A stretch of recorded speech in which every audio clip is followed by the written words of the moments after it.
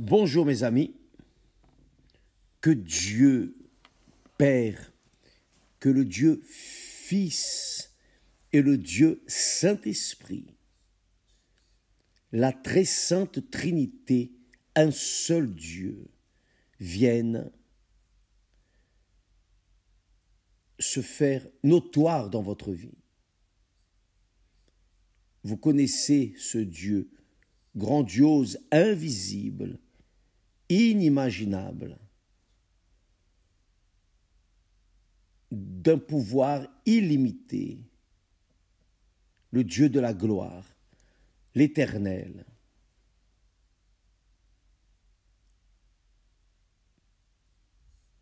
Que son nom soit sanctifié dans votre vie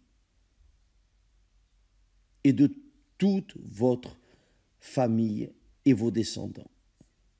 Ça, c'est la bénédiction qu'Abraham a laissée à Isaac, et Isaac l'a transmise à Jacob. Voyez, quelque chose magnifique, magnifique. Avant de mourir, Isaac a appelé Jacob et l'a béni. Isaac a béni Jacob. Point. Mais il lui a dit quelque chose. Avec la bénédiction, voyez, avec la bénédiction, Isaac a également dit, « Tu ne prendras pas une femme parmi les filles de Canaan, qui était le monde à cette époque. Les filles du monde représentant les filles du monde. Donc, Isaac a béni Jacob et lui a donné un ordre. Il lui a donné un ordre. Ne te marie pas à aucune femme du monde. Une femme des filles de Canaan. Canaan vient de Shem. Vous vous rappelez, Noé a maudit Shem car il l'avait vu nu et en a parlé à ses frères, etc. Donc, Isaac, sachant de la grandiosité de ce qu'il donnait à Jacob, qui était la bénédiction, il n'y a rien de plus précieux, glorieux, grandiose dans ce monde que la bénédiction de Dieu qui a été mise sur Abraham. Abraham l'a transférée à Isaac et Isaac l'a passée à son fils Jacob.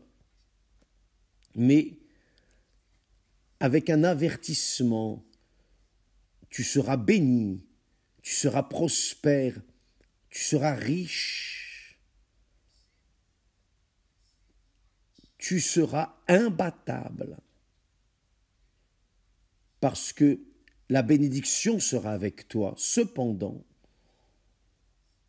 ne te marie pas avec une femme des filles de Canaan, l'une des filles du monde, parce que la bénédiction qu'il était en train de passer, cet héritage qu'il était en train de laisser à Jacob, était quelque chose qui ne pourrait venir que de Dieu. Et parce que Dieu est grand, la bénédiction, imaginez, est grande également, oui ou non? Donc, il a transmis cette bénédiction à Jacob, mais il lui a dit non. Il a donné un ordre. il a ordonné, tu ne prendras pas une femme parmi les filles de Canaan. Et Jacob est sorti avec la bénédiction de Dieu et avec l'avertissement. Ne prends pas de femme parmi les filles du monde. Jacob a obéi.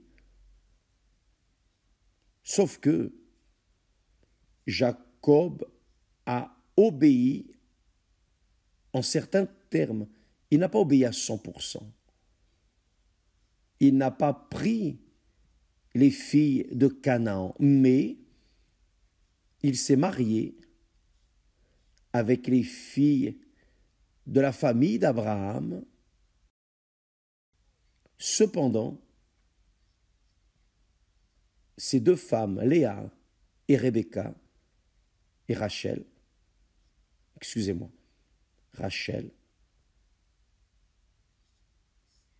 avaient deux servantes. Ces servantes n'étaient pas de la famille. Et répondant aux caprices de ses épouses pour avoir plus d'enfants, alors Jacob a été obligé, par la force des circonstances, à aussi avoir des enfants avec ses servantes qui n'étaient pas de la famille d'Abraham. Qu'est-il arrivé? Ce qui est arrivé, c'est ce que nous voyons aujourd'hui. C'est ce que nous voyons. L'histoire d'Israël, tout le peuple d'Israël que Jacob a engendré à travers ses 12 fils et une femme. Ces fils étaient fils, disons, les uns étaient fils légitimes, réels, de la famille, aussi bien les enfants que Léa a engendrés que les enfants de Rachel. Sauf que il a engendré aussi des fils des servantes. Donc les fils des servantes n'avaient pas le même sang de la lignée d'Abraham. Donc, de ces fils ont été engendrés 12 tribus. Ces 12 tribus se sont multipliées dans le monde entier. Mais jamais ces fils n'ont été unis, jamais ils n'ont été unis. Jamais ils n'ont eu les mêmes principes que leurs parents. Donc, nous voyons aujourd'hui des conflits qui arrivaient déjà depuis l'époque de Jacob. Jacob a été béni, il a été riche, très riche, très riche. Là où il mettait la main, en d'autres mots, cela devenait de l'or. Sauf que, si vous lisez dans le livre d'Hébreux, au chapitre 11, le chapitre 11 parle des héros de la foi. Donc les héros de la foi parlent d'Abel. Abel a été un béni de Dieu. Il croyait tellement en Dieu que son offrande a été acceptée par Dieu. Il a plu à Dieu avec son offrande, son sacrifice. Il n'a pas accepté le sacrifice de Caïn. Et Caïn a été maudit, car il a tué son frère. Bien, après Abel, on parle de la foi d'Hénoch, qui n'a même pas connu la mort, parce que il a rendu témoignage à Dieu, un témoignage de caractère. Après, on parle d'Hénoch, ou plutôt, on parle de Noé. On parle d'Hénoch, on parle de Noé. Noé, un homme juste, était un homme juste. Et à cause de cela, il a été béni, il a été sauvé comme toute sa famille dans l'arche que Dieu a demandé de construire. Et de Noé est venu Abraham. Abraham. Abraham, nous savons déjà qui est Abraham. Le grand Abraham qui a engendré son fils Isaac, qui de son côté a engendré son fils Jacob et aussi Ésaü, et aussi les 12 tribus qui sont venues de Jacob. Jacob a été béni, il a été très béni, financièrement. Il était très riche, sauf que lorsque l'on parle de la foi, lorsqu'on le traite de la foi, des héros de la foi, on ne parle pas de Jacob. Jacob, le texte dit, par la foi, Jacob, près de la mort, bénit chacun des fils de Joseph et qu'il adora appuyé sur l'extrémité de son bâton. Donc, voyez, mes amis, à quoi bon à la personne d'avoir le monde à ses pieds? C'est ce que le Seigneur Jésus a dit. Que servirait-il de gagner tout le monde et de perdre son âme? Nous ne parlons pas ici que Jacob a perdu son âme. Non, mais il a eu de graves problèmes. Avez-vous déjà imaginé? Il a dû gérer quatre femmes avec leurs convoitises. Il y avait de graves, sérieux problèmes entre Léa et Rachel. Parce que l'une voulait avoir plus d'enfants que l'autre, et parce qu'elle n'avait pas d'enfants, alors on prenait l'employée, la servante, qui engendrait des enfants. Jacob a gémi entre les mains de son beau-père. Il a gémi, il a été trompé, il a souffert un enfer, mais il a continué à souffrir toute sa vie. Sauf qu'à la fin, grâce à Dieu, il a eu l'opportunité de voir son fils qu'il pensait être mort, Joseph. Donc nous voyons qu'à cause d'une faille de Jacob, il a souffert un enfer même en étant richissime. Il a eu beaucoup d'enfants, de petits-enfants, beaucoup de choses, mais il portait en lui la souffrance, la douleur. D'abord, il a été trompé, il a travaillé 7 ans pour Rachel, mais au moment de se marier, son beau-père lui a donné Léa. Et ensuite, il a dû travailler 7 ans de plus pour Rachel, parce qu'il aimait Rachel. Sauf que Rachel n'était pas spirituelle. Rachel n'était pas une femme spirituelle. Léa était spirituelle. Même ainsi, il y avait des problèmes entre les deux, et évidemment, vous pouvez imaginer ce que ça a donné et ce que Jacob a dû affronter dans sa maison. Jacob a lutté avec Dieu et a vaincu, son nom a été transformé en Israël, car Jacob n'était pas bon, le nom n'était pas bon. Même ainsi, Jacob ou Israël, à la fin de sa vie, a béni son petit-fils, les fils de Joseph. J'aimerais que vous compreniez le suivant. Parfois, les personnes, nous allons amener ces faits, cette histoire, cette réalité au jour d'aujourd'hui, spécialement pour notre propre vie.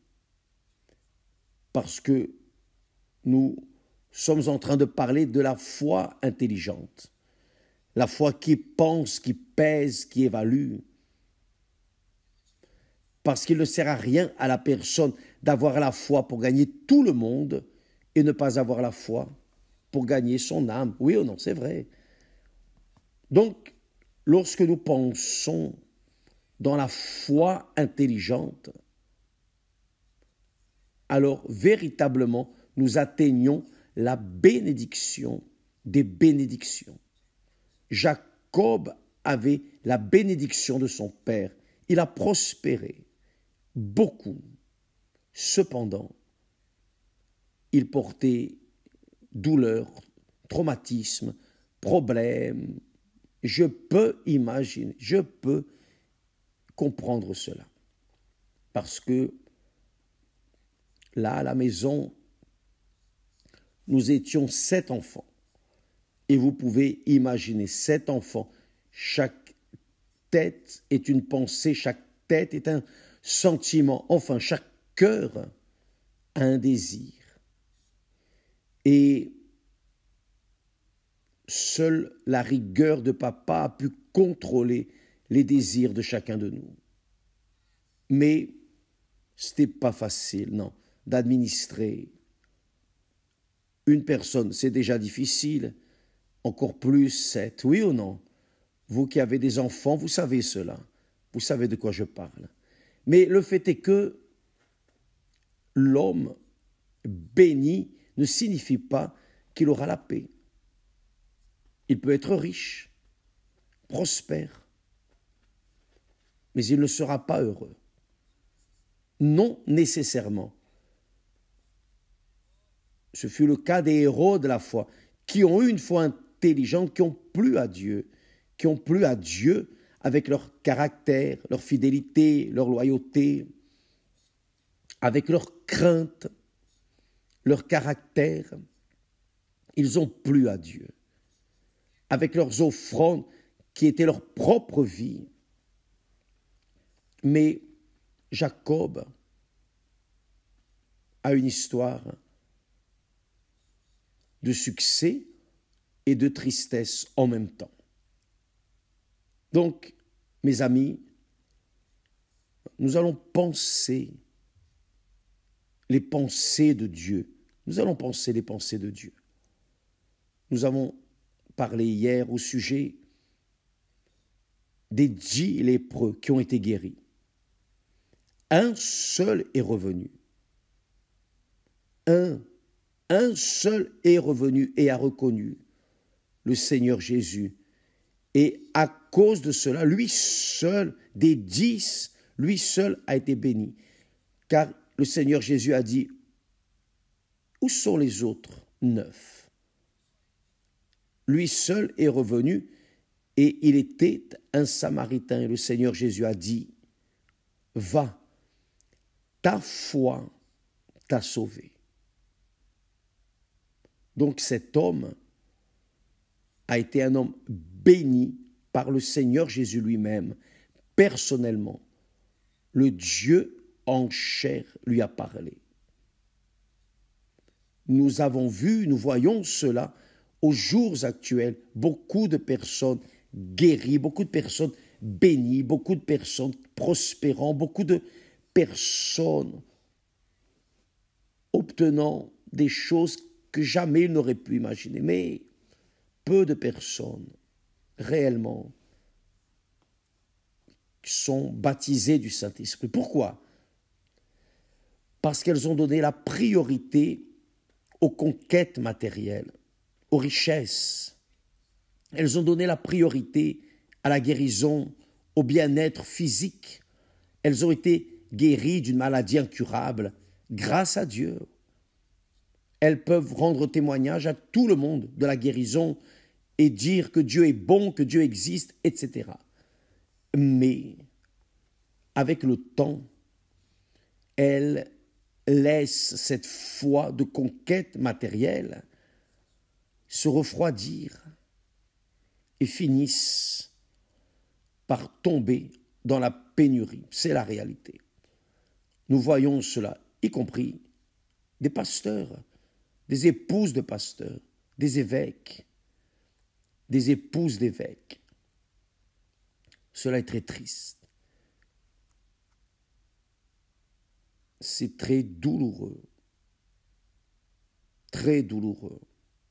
de voir se produire cela devant notre nez. Comment est-ce possible? Vous êtes arrivé ici à l'église, regardez comment était votre vie, regardez maintenant comment est votre vie. Regardez. Vous avez dit avoir reçu le Saint-Esprit, mais vous êtes par terre, vous êtes triste, vide. Vous êtes en péché, et qui est en péché n'a pas la paix. Qui vit dans le péché vit dans le doute, car le péché ne laisse pas la personne avoir la certitude, la conviction. Donc ce n'est pas intelligent de conquérir du côté extérieur et du côté intérieur. Rien. À quoi bon à l'extérieur avoir un corps fort, beau, mais en vous, la dépression,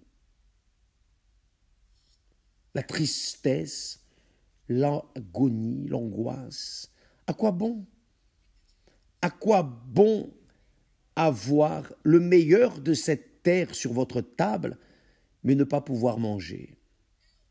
Oui ou non, dites la vérité. À quoi bon? La personne, j'ai tout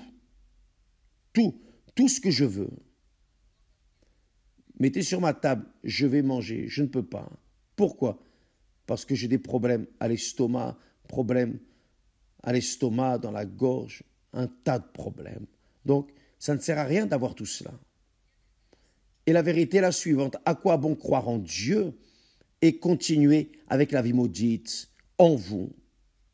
Dépression, tristesse, vous ne vous entendez avec personne, parfois vous êtes avec l'un ou avec l'autre, parfois il n'y a personne, il n'y a plus le mariage sacré, on reste avec l'un, on reste avec l'autre, on reste avec deux, avec trois. Une vie totalement tordue, désordonnée complètement. Comment est-ce qu'une telle personne peut être heureuse à l'extérieur et malheureuse en elle? Ce n'est pas possible. Donc, nous cherchons à vous passer ce que Dieu nous a donné. Dieu a béni Isaac. Isaac a béni Jacob. Mais il lui a dit, ne te marie pas, n'aie pas de relation, n'engendre pas d'enfants de femmes étrangères. Et les fils de Jacob étaient des problèmes. Ils étaient des problèmes. De graves problèmes pour Jacob. De graves problèmes. Car il n'avait pas la paix. C'était un sérieux problème. Mes amis, nous cherchons à vous transmettre la parole de vie, la parole que Dieu m'a donnée. À quoi bon gagner le monde entier et perdre ton âme? J'ai compris et j'espère que vous compreniez aussi, vous qui faites de tout pour conquérir ce monde. Et vous ne vous préoccupez pas pour votre âme. Votre âme est en train de mourir de soif, elle agonise. Mais vous voulez satisfaire votre extérieur. Vous voulez avoir ceci, cela. Or, qui est intelligent et sage, pas seulement intelligent, mais sage, cherche à satisfaire les nécessités de son intime, de son intérieur. Quelle est la nécessité de mon âme? Je n'ai pas la paix? À quoi bon avoir de l'argent et ne pas avoir la paix? À quoi bon avoir du succès et ne pas avoir la paix? À quoi bon avoir le monde à mes pieds et vivre en dépression avec un vide terrible, cruel dans l'âme? Rien. Donc, nous allons d'abord traiter de l'âme. D'abord, le salut de l'âme. D'abord, la bénédiction pour l'âme. Ça, c'est la sagesse. Donnez priorité à votre âme, car votre âme est éternelle. Votre corps, nos corps vont rester là, vont devenir poussière, mais l'âme va continuer à vivre pour toute l'éternité.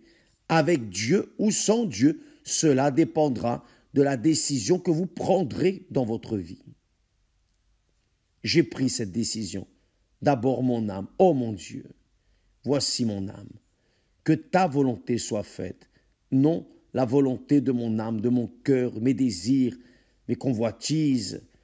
Je tourne le dos à mon jeu, à mon ego, pour faire ta volonté, que ta volonté soit faite. Tu es mon Seigneur et je n'ai qu'à obéir à ta voix, à ta parole. Et je vais te plaire et te plaisant, le Seigneur va me plaire aussi. C'est l'offrande, la manière dont nous donnons à Dieu, nous recevons de Dieu, de la manière dont nous remettons à Dieu notre offrande, il nous la rend. Si nous lui donnons de l'argent, des offrandes physiques, matérielles, il nous le rend, il ne nous devra rien. Mais si nous livrons notre cœur, il va nous donner un cœur rempli de paix, il va nous donner une âme tranquille, pacifique. Alléluia. Il m'a donné cela, il nous a donné cela. Je parle, Esther et moi. Et je veux cela pour vous. Que vous viviez en paix, même face aux luttes. Abraham a eu des luttes. Isaac a eu ses luttes. Abel a eu des luttes. Noé a eu des luttes. Ils étaient des hommes justes qui vivaient par la foi. Ils ont eu des luttes, mais ces luttes étaient vaincues sur la base de la relation avec Dieu, dans la communion avec Dieu. Et avoir la communion avec Dieu, c'est votre pensée dirigée, conduite, dominée par les pensées de Dieu. Faire tout ce qui est correct, tout ce qui est juste, tout ce qui est honnête, tout ce qui est véritable, tout ce qui est pur, tout ce qui est sacré. Vous vous inclinez car vous êtes une personne de Dieu et pour cela, seul le Saint-Esprit. C'est seulement en recevant l'Esprit de Dieu pour nous guider vers cette grandeur de foi qui fait de nous des héros de la foi dans notre génération. C'est cela, mes amis. Cherchez la gloire qui vient du haut, non celle qui vient du monde. C'est comme Dieu dit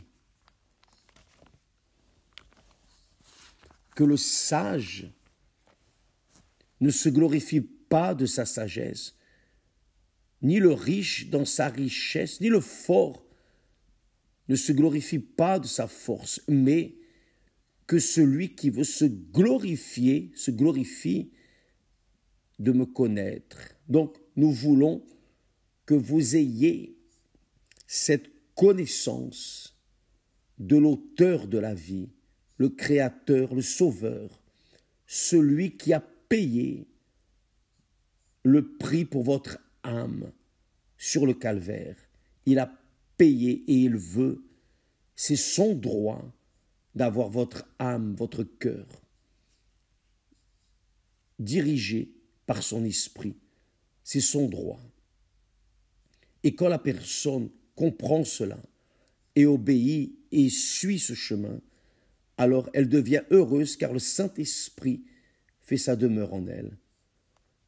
Elle devient le temple de Dieu, l'habitation de Dieu, l'église vivante de Dieu. C'est très glorieux. Avez-vous compris, mes amis? Est-ce que c'est clair pour vous? Je ne suis pas un bon orateur, je ne sais pas parler comme il faut, mais je sais une chose, c'est que mon Dieu est vivant, le Tout-Puissant est vivant, et il veut habiter en vous, faire de vous sa demeure,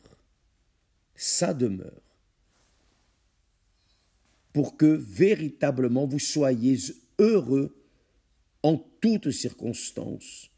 Quel que soit le problème, la lutte, vous serez heureux car vous portez en vous la foi vivante, la foi de la vie éternelle. Demain, nous parlerons plus à ce sujet et je vais amener une révélation pour vous demain. Que Dieu vous bénisse et à bientôt au nom du Seigneur Jésus. Amen.